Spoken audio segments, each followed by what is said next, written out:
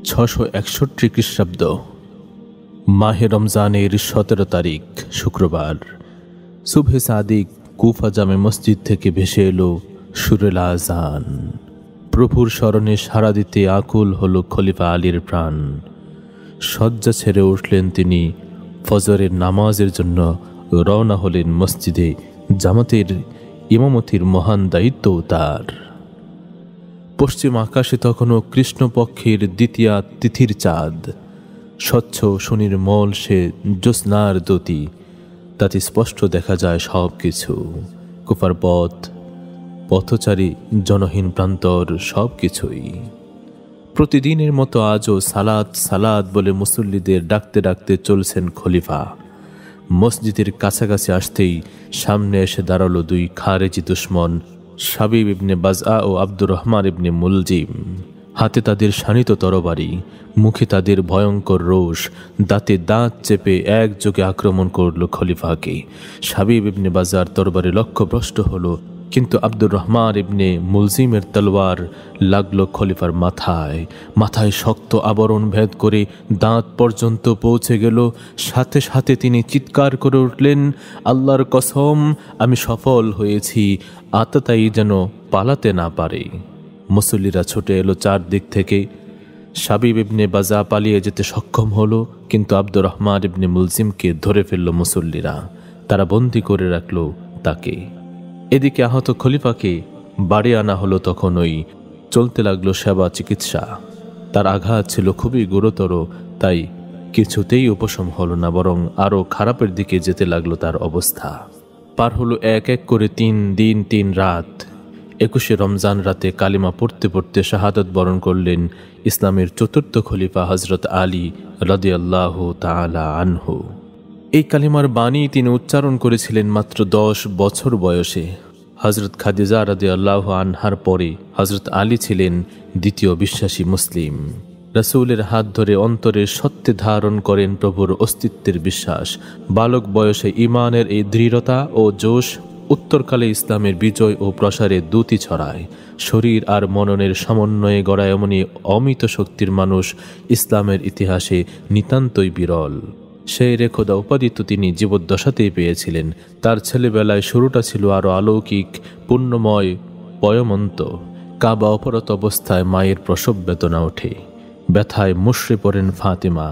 তার অর্ধ চৈতন্য অবস্থা। ভূমিষ্ঠ হন নবজাতক আলী। যেন হৃদয় আর শরীরের আলো ছড়াতেই আলীর এই পুণ্যগৃহের আঙিনায় জন্ম। জন্মের পরে কাটল আরও 5-5টা বছর। নবী পরিবারের সঙ্গে একাত্ম হবার সুযোগ এলো তার। মহানবী মুহাম্মদের বয়স তখন 35। জীবন সঙ্গিনী খাদিজাতুল কুবরাকে নিয়ে সচ্ছল জীবন কাটাচ্ছেন তিনি। ধনবতী পত্নীর তরফ থেকে পাওয়া অঢেল ধন সম্পদ দুহাতে দান করছেন দিন দরিদ্রদের মাঝে। এমনই সময় মক্কায় এলো ভীষণ এক দুর্ভিক্ষ। তীব্র খাদ্য সংকটে পড়ল সবাই, অবস্থাপন্ন কুরাইশরাও। কুরাইশদের মধ্যে আবু তালিব অসচ্ছল ও অধিক সন্তানের জনক। 4 পুত্র ও 2 কন্যার পিতা তিনি। খুব বড় সংসার তার, কিন্তু রোজগারি মানুষ তিনি শুধু একা। তাকেই জোগাতে হয় একটি বিশাল পরিবারের ভরণ পোষণ। তার উপর এই ভয়াবহ দুর্ভিক্ষ।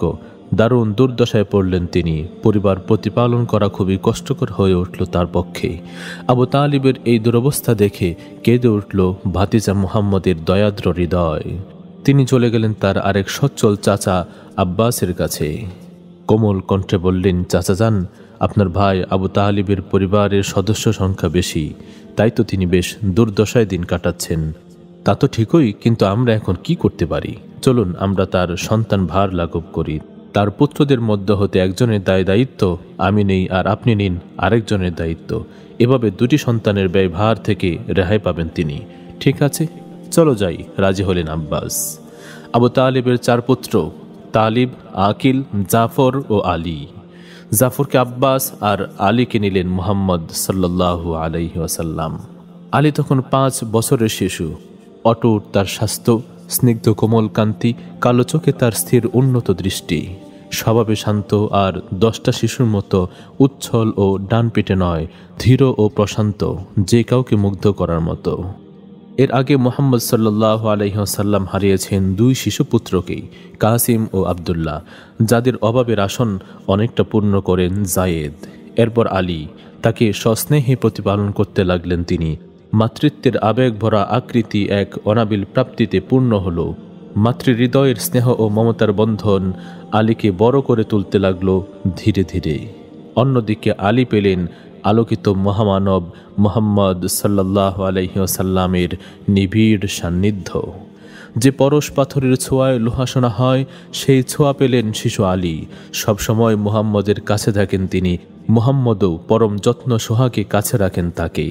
তিনি তাকে আদর করেন, কোলে তুলে নেন, চুমু খান, শোয়ান নিজের বিছানায়। তার সুবাসিত দেহের স্পর্শ লাগে আলীর শরীরে। আলী সবসময় অনুকরণ করেন মুহাম্মদকে। তার মার্জিত আচরণ থেকে প্রতিদিন এক একটি বিষয় শেখেন আর তা মেনে চলেন। এভাবে মুহাম্মদের অনুপম চারিত্রিক বৈশিষ্ট্যের প্রতিফলন ঘটল আলীর শিশু হৃদয়ে। আরব সমাজের কদর্য পাপের অনিবার্য স্পর্শ থেকেও তিনি রইলেন অনেক দূরে। কৈশোর পার না হতেই পেলেন এক অসাধারণ চারিত্রিক দৃঢ়তা, যার আবরণ ছিল শক্ত। সততা, সত্যবাদিতা, ধৈর্য, উদারতা, ন্যায়, নিষ্ঠা, এসব দুর্লভ গুণপনায় তার ব্যক্তিত্ব হয়ে উঠল উজ্জ্বল দ্যুতিময়। পার হলো আরও 5টি বছর। এলো 610 খ্রিস্টাব্দ। 10 বছরে পা রাখলেন আলী। আর তখনই 40 বছর বয়সে নবুয়তের অতিদ্রিয় আলো পেলেন মুহাম্মদ সাল্লাল্লাহু আলাইহি ওয়াসাল্লাম। হেরা গুহায় অভিষেকের পরই তিনি আল্লাহর মনোনীত ধর্ম ইসলামের প্রচার শুরু করলেন সঙ্গোপনে, তার খুব কাছের মানুষদের মধ্যে। তার আহ্বানে সবার আগে সাড়া দিলেন তার জীবন সঙ্গিনী হযরত খাদিজাতুল কুবরা রাদিয়াল্লাহু আনহা। ইসলাম গ্রহণ করলেন তিনি। ইসলামের আচার আচরণ পালনের বিধান তখনও প্রসার লাভ করেনি, তবু নিষ্ঠাবতী স্ত্রীকে নিয়ে নামাজ পড়তেন তিনি। একদিন তারা দুজন নামাজ পড়ছিলেন ঘরে। আচমকা আলী ঢুকে পড়লেন সে ঘরে। কিশোর আলীর কাছে দৃশ্য অভাবিত মনে হলো। ভাবলেন, এভাবে কেউ উপাসনা তো করে না, আরবের কেউ না, একটি মানুষও না। হতচকিয়ে গেলেন এ বালক। তাদের নামাজ পড়া শেষ হলে জিজ্ঞেস করে বসলেন, কি করছিলেন আপনারা? আমরা আল্লাহর মনোনীত দ্বীনের বিধান পালন করি, তাই নামাজ পড়েছিলাম, বললেন নবী সাল্লাল্লাহু আলাইহি সাল্লাম। কিন্তু এমন ধর্মের কথা তো আমি আগে কখনো শুনিনি। এ তো নতুন কিছু নয়, এ তো আমাদের পিতা হযরত ইব্রাহিমের ধর্ম। আলী, তুমিও এই ধর্ম গ্রহণ করে নাও। পিতাকে না জানিয়ে আমি এ ব্যাপারে কোনো সিদ্ধান্ত নিতে পারছি না। আলী, আল্লাহর পাঠানো এ ধর্ম এখন সরাসরি আলোচনা করা যাবে না। তুমি যদি গ্রহণ না করো তবে বিষয়টা গোপন রাখো। আচ্ছা, তাই হবে। তখনকার মতো চলে গেলেন আলী। রাতে ভাবতে লাগলেন নির্জনে, ভাবলোকের নিঝুম প্রকোষ্ঠে। মুহাম্মদ সাল্লাল্লাহু আলাইহি ওয়াসাল্লাম আমার আপন চাচাতো ভাই। জন্ম থেকে দেখেছি তাকে। সৎ, সত্যবাদী ও আমানতদার মানুষ তিনি। জীবনে কোনো দিন মিথ্যা কথা বলেননি, কারো আমানতের খেয়ানত করেননি। এজন্য মক্কা সবাই তাকে ভালোবাসে, শ্রদ্ধা করে, আল আমিন বলে ডাকে। সেই আল আমিনই বলেছেন, আল্লাহ ছাড়া আর কোনো মাবুদ নেই, তিনি এক ও অদ্বিতীয়। ইসলামই তার পাঠানো একমাত্র জীবন বিধান। আলী, এই ধর্ম গ্রহণ করে নাও। অতএব মুহাম্মদের কথাই সত্য, ইসলামই সঠিক ধর্ম। বিশ্বাসের আলোর ছটা এসে পড়ল আলীর বুকে। নিবিষ্ট চেতনায় অস্থির হয়ে উঠলেন তিনি ইসলামের শীতল ছায়াতলে আসার জন্য। ভোর না হতেই নবীর সামনে হাজির হলেন। বললেন, গতকাল আপনি আমাকে যা বলেছিলেন আজ আবার একটু বলুন। তুমি সাক্ষী দাও আল্লাহ ছাড়া আর কোনো এলাহ নাই, আর অস্বীকার করো লাত উজ্জাকে। আলী আর এক মুহূর্ত দেরি করলেন না। পিতার সাথে পরামর্শের প্রয়োজন হলো না। সেই মুহূর্তে কচি কণ্ঠে ঘোষণা করলেন, লা ইলাহা ইল্লাল্লাহু মুহাম্মাদুর রাসূলুল্লাহ। তাওহীদের চিরায়ত আলোর পথে এলেন কিশোর আলী। ইসলামের ইতিহাসে স্বর্ণোজ্জ্বল হয়ে রইল একটি নাম, কিশোর সাহাবী হযরত আলী রাদিয়াল্লাহু তাআলা আনহু।